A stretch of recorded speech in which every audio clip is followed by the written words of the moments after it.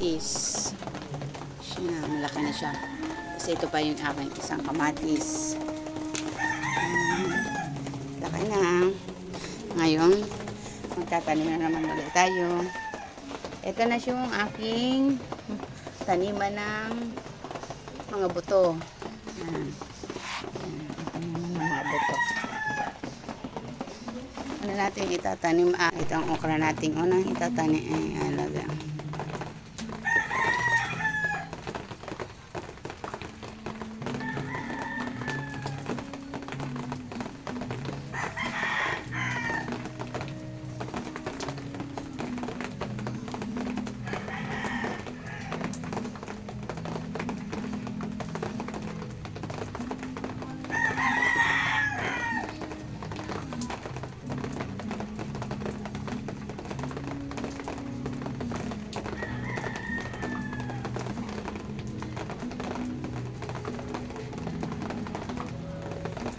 Okay.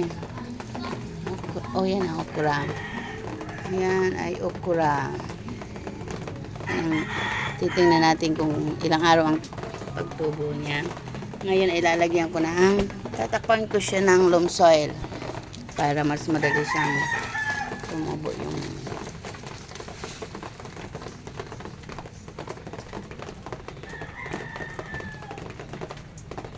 para mas madaling takpan natin para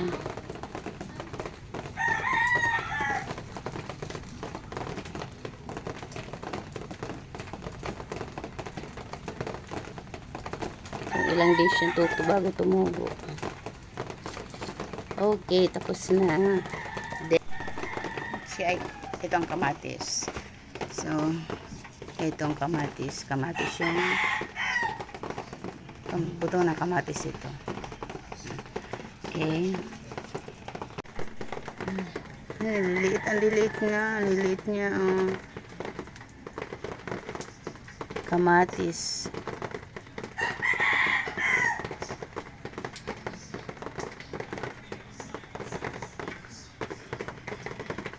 Medyo magkalapit. Yan. Yan ang kamatis.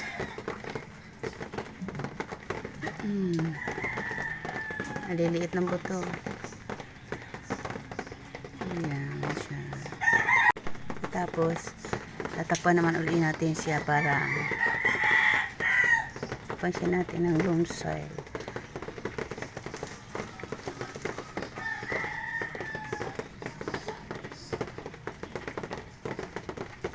Hindi lang masyadong makapalang para madali siyang pag tumubo, madali siyang tanggalin dyan.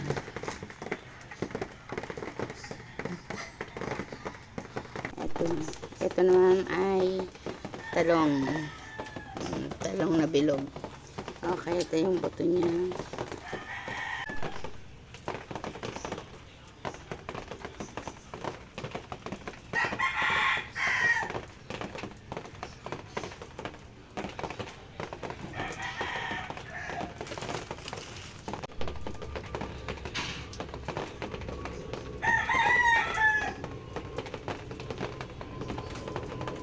Okay.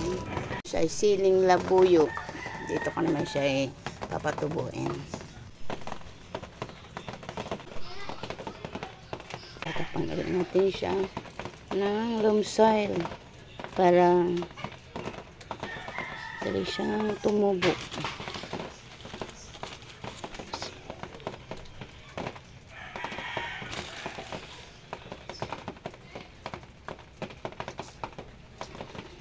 Okay. Yan ang pulak kong gulay. Okra, kamatis, siling labuyo at bilog na talong. Tapos ay diniligan ko siya para kunti lang na tubig para mabasa siya. Yun ang niya pagtubo. Okay.